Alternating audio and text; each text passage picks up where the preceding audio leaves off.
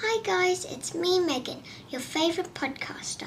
Today I'm going to read you a story called The Silver Stream by Robert Roennfeldt.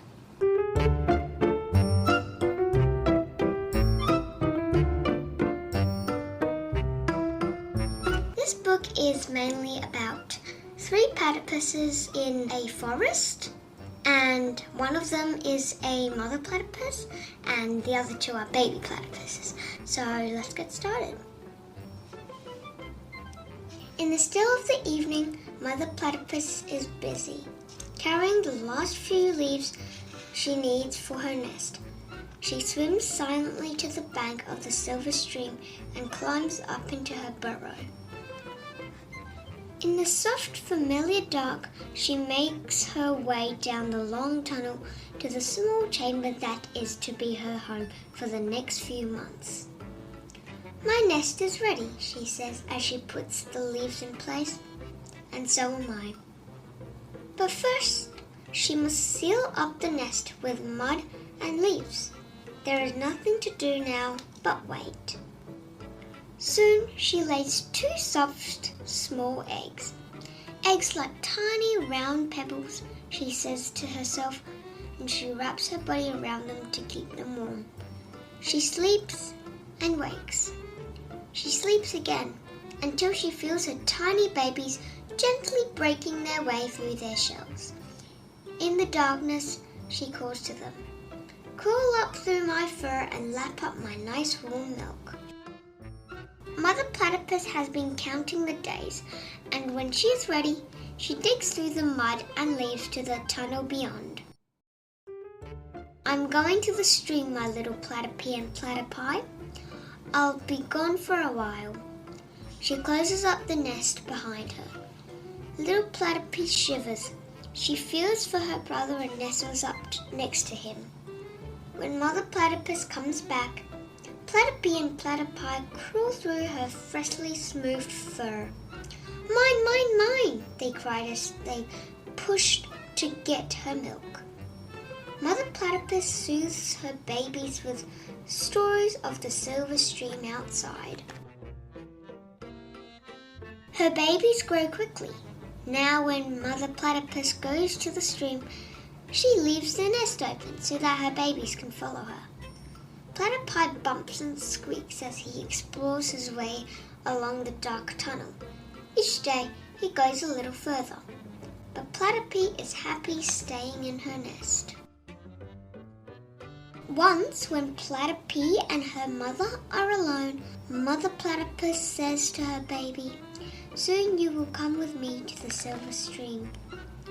"Oh no," Platypi whimpers, "I'm much too afraid for that."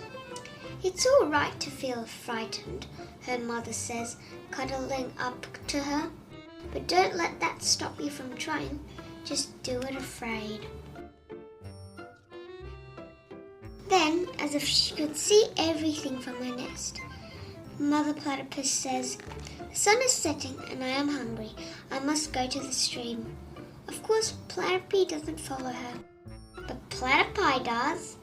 He stops at the edge of the burrow and, squeaking with excitement at the brightness outside, he takes a deep breath and plunges into the silver stream.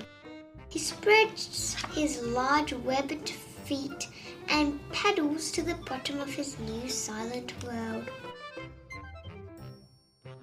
A small yabby darts quickly, zip zip through the water. Platypi snaps it with his clever bill and glides gently up to the surface to eat it. By now the sun is gone. Alone in her nest, Platypi is restless. She hears a quiet voice coming from inside her. "Just do it afraid." And she begins the long, slow journey down the tunnel. She stops. She can hear the sound of something crawling closer and closer. Is it a scary beast coming to get her? No, it was her mother. "What a brave little bill you are, Platypi," she says. "Now hold on to my tail and come with me." Platypi latches on with her bill and together they crawl down the tunnel. At the edge of the burrow, Platypus feels a gust of fresh air, so different from the heavy air inside, and pulls back. Quickly, her mother says, "Close your eyes and hang on tight." Platypus tumbles down the slippery slope and into the water. Something grabs hold of her tail and tugs her downward. She paddles frantically to the surface and gulps for air. "Scared you, huh?" said Platypus as swims up beside her. "Just let me catch you," Platypus cries, and they play, chasing each other in the silent waters of the silver stream, diving down to explore the smooth rocks and soft dark plants of their new world. Later, they feast on watery worms, small snails, and tiny insects and larvae as they floated quietly under the night sky. "It feels like I've been here before," Platypus whispers softly to her brother. At night's end, when Platypus and Platypus are curled up safely in the nest, Mother Platypus nuzzles them closer to her. "Soon I will lose you," she says sadly, "lose you forever to the silver stream." The end. The main characters in the story are, of course, the three platypuses, Platypus, Platypus, and the platypus mummy. Not to mention some other ones like the yabbies and worms and the larvae. But those don't really count because they're just food that the platypus eat, and the main characters are actually just the platypuses instead of all those kinds of yucky food. Well, to us, not to the platypuses. Here, the setting is in the forest, obviously with all those leaves and trees and roots. And there's also, if you look a bit more inside, the platypus's burrow. And if a bit more inside, you might see some leaves and mud. So I'm just going from big to small, forest, platypus burrow, to leaves. Get it?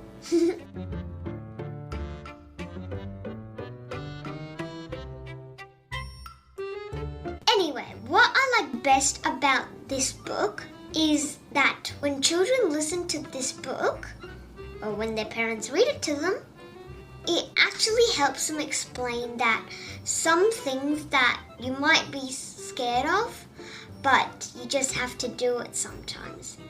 Like, for example, 2 siblings were born and their mother wanted for them to swim so they get to go to the beach and have fun. But then one of them didn't really want to because they don't think they would do a very good job at it. Or they were a bit scared in going into the water and holding their breath so long. So probably they were just scared and didn't want to go in. But sometimes if you want to go to the beach and have fun, you just need to do it, or else you won't get all that achievements. That's what I like about this book.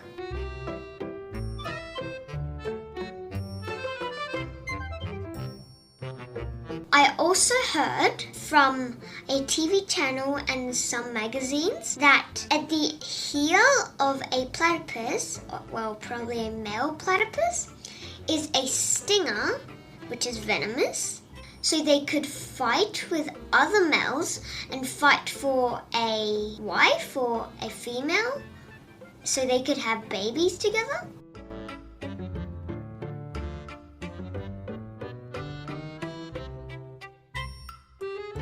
After I read this book, I felt pretty sad and pretty happy at the same time. I felt happy for Platypus because she get to try without even looking or sensing or no, I just can't do it. I'm going to stay here because she had such a wonderful mother. Her mother encouraged her to have a go, try it. Doesn't matter if you can't, just try it, get a feeling, and, go and try, go and have a go. I feel pretty happy for her.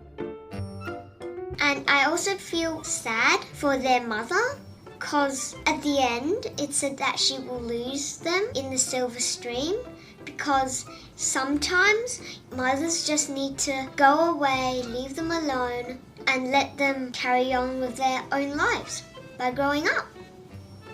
And I feel pretty upset for her. I feel pretty sad.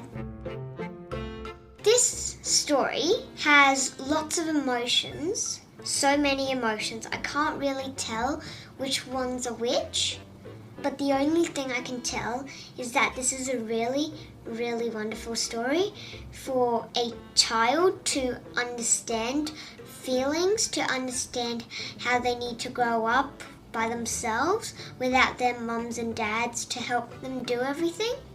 And I think it's a very good opportunity to let them know that, okay, afterwards my mum and dad are not going to be next to me, they're not going to help me because they're going to pass away, and I'm all alone. I'm going to have to take care of myself.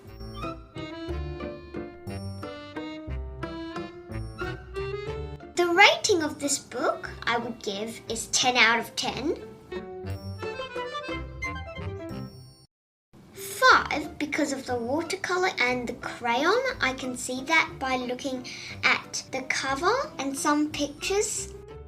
I like how they blend in with probably about 3 colors all at once, but seeing that a bit of color is in one bit, another color in the middle, and another at the top, and in the middle of those 3 there are 2 lines, and I like how they try and blend in all the colours to make the colours of the silver stream, to look at the platypus colours, and also to make differences as if some are like sunlight spreads onto a surface, but then at the bottom it's dark because all the light is just going on the surface because the top surface is already exposed.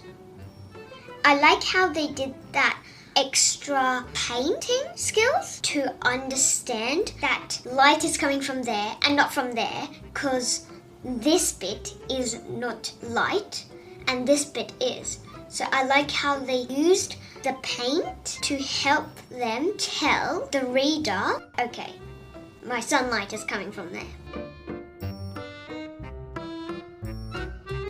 4, because it is pretty educational, it shows the life cycle of the platypuses, and also, I talked about the venomous part. I like how they used a different way to show the life cycle instead of like, okay, so the platypus comes out as an egg and then it grows up into a platypus and then it gets married and then it has babies and all over again.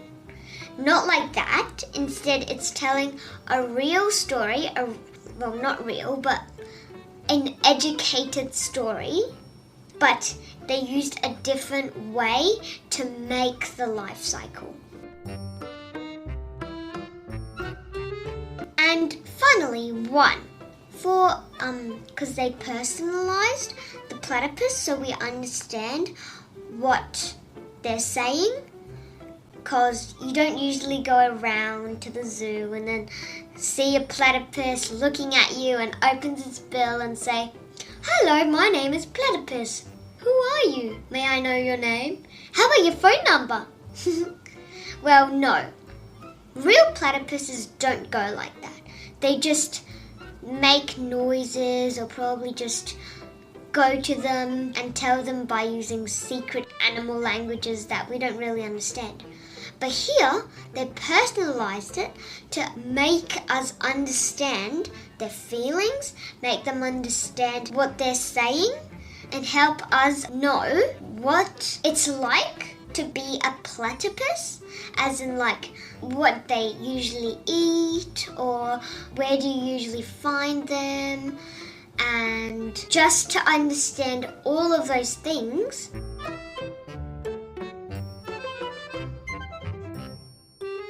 So I hope you like my podcasts. Make sure to check out all of them. Keep reading, stay tuned, and I hope to see you in my other podcasts. Bye!